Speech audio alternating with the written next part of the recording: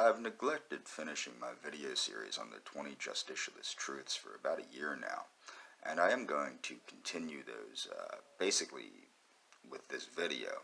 But what I want to deal with first are the three pillars of Justicialism, which is 1. Social justice, 2. Economic independence, and 3. Anti-imperialism. Now, social justice has been maligned primarily by people that are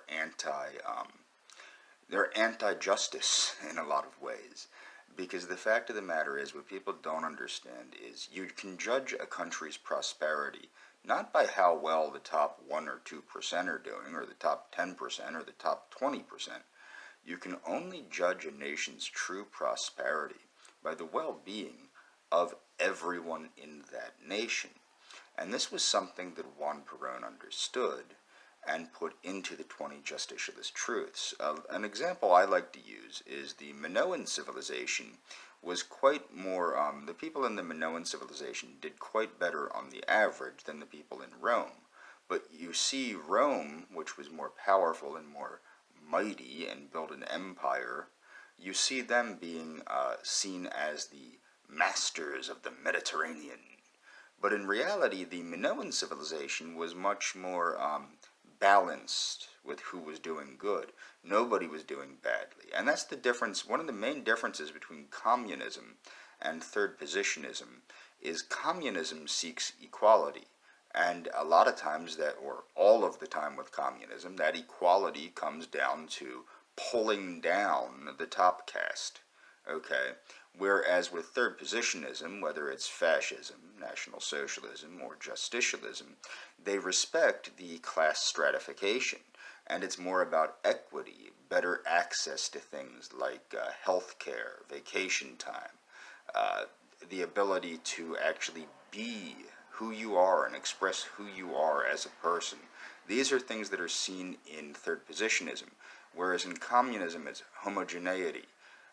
No variation, okay, no free ideas, nothing like that. That's a big difference between third positionism, which is freedom through nationalism, and communism, which gets rid of individuality and makes everybody a faceless cog in a machine.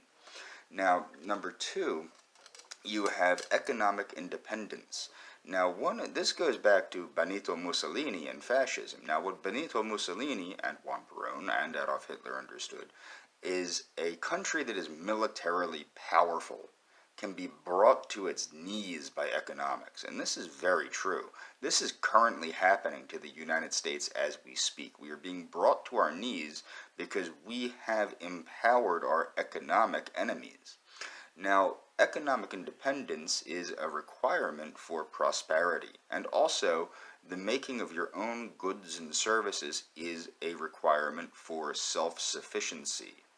Okay, now let's deal with anti-imperialism. Anti-imperialism is necessary for nationalism for the simple fact it's very hard to concentrate on the well-being of your nation when you're too preoccupied with building an empire, as was the case with Alexander the Great.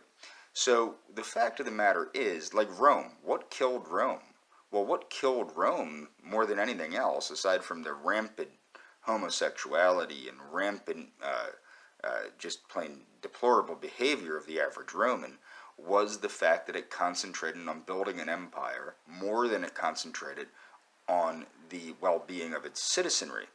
Now, what happened is eventually Rome had to bring in mercenaries, barbarian mercenaries, and this is where we're at in the United States today.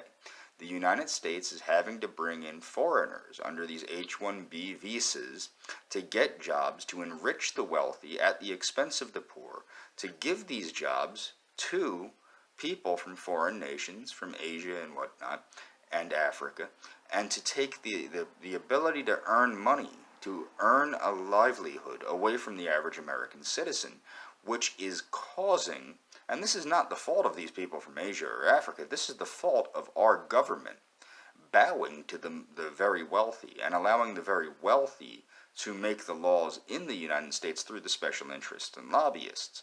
So this is, and Niccolo Machiavelli points this out. One of the big problems with nations is when they start bringing in mercenaries, okay?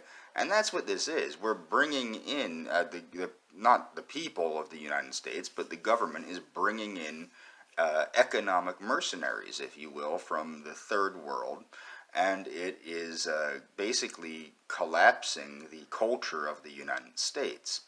Now, a return to Peronism makes a hell of a lot more sense than an embrace of National Socialism or even Italian fascism in the United States, because Peronism or Justicialism has effectively been used to govern a country in the New World, a multi-ethnic country in the New World, and that country is Argentina.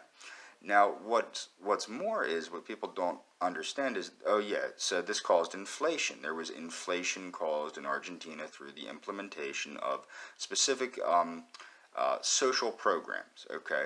Well, what people don't understand is we have better technologies now, so feeding the poor is a heck of a lot easier through things like desalination and hydroculture and the implementation of aggressive conservation techniques to preserve and build up agricultural lands throughout the Americas, but also throughout the United States.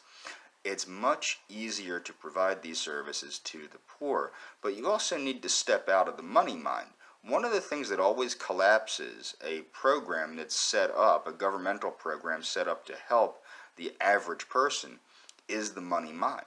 The idea that everything is done with economics instead of with actually doing it. The actual just giving of physical food to people by the direct from the government to the people is a hell of a lot more reliable than giving the average person, say, food stamps and watching them buy things like potato chips. The government could give somebody potatoes, which are nutritious and healthful, or you could give somebody food stamps and they go buy potato chips. And this would even go in what I would say is, and I'll get into this in a later video, the reform of how things like food stamps works, the supplemental nutritional support, okay?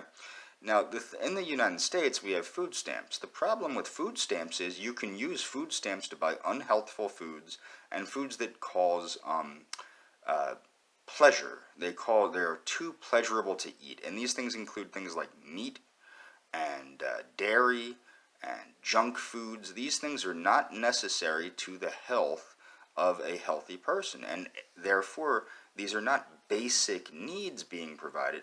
You are basically providing the people with a means to indulge themselves, as opposed to support themselves and grow healthier, which should be the goal of the government, is to increase the well-being of the average citizen, not make the average citizen fatter and stupider, and then expand, other not-for-profits to provide things like low-cost medicine. That is not that is the self-perpetuation of a system that is made to make money. That is not true socialism, and that is not truly going to help anybody.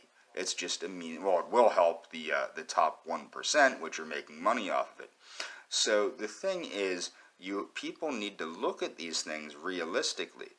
In my view, justicialism makes the most sense for the United States. As far as third positionism goes, it's a hell of a lot more sensible than, say, the alt-right concepts of neoconservatism repackaged into white supremacy. And it's a hell of a lot more sensible than white nationalism, being that the United States is multi-ethnic.